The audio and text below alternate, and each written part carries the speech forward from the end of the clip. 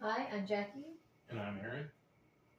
If I asked you what your favorite book you've ever read was, I'd be surprised if you said Conan Doyle's Sherlock Holmes. And I'd be pretty surprised if you said Sir Thomas Malory's The Death of Arthur. And I'm not sure I'd believe you if you said Homer's The Iliad or the Odyssey.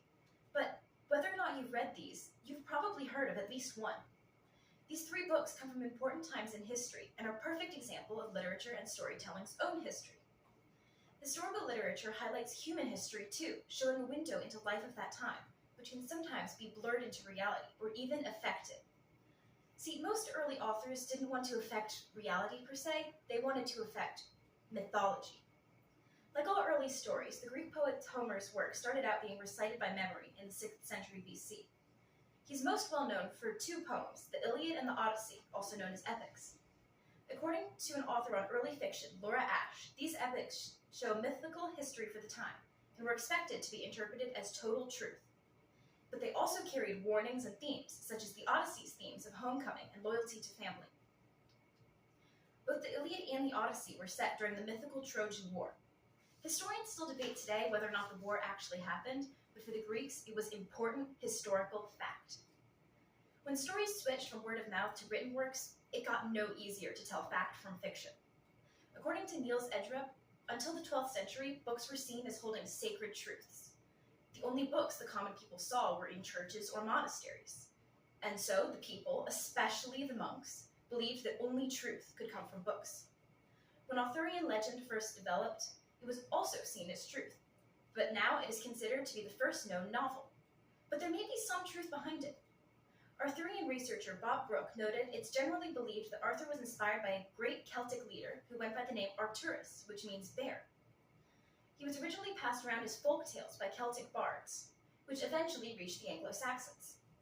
People loosely knew him as a 5th century historical figure for some time, until 1160, when a French writer named Chatrine de Troyes added points commonly known today, such as the romance and chivalry, a couple of characters including many of Arthur's knights, and Sir Lancelot. He changed the queen's name to the more lyrical-sounding Guinevere, and named King Arthur's court Camelot. Finally, in 1485, Sir Thomas Malory wrote Le Mort d'Arthur, or The Death of Arthur, which added many story points known today, the most notable of which is the Sword in the Stone. Several historical figures claim to have artifacts from Arthur's stories, but most were fake. King Henry VIII claimed to have the Round Table, but it was actually made for King Edward III to honor the Arthurian stories. A group of monks claimed to have found the grave of King Arthur while rebuilding their abbey, but it was a little too conveniently timed with the monks' desperate need for funds. We now know that most of Arthur's adventures weren't real, but many people did for a long time believe in his existence, and it's still possible to get confused. Just like with another figure of fiction who even I often forget is just a character of fiction.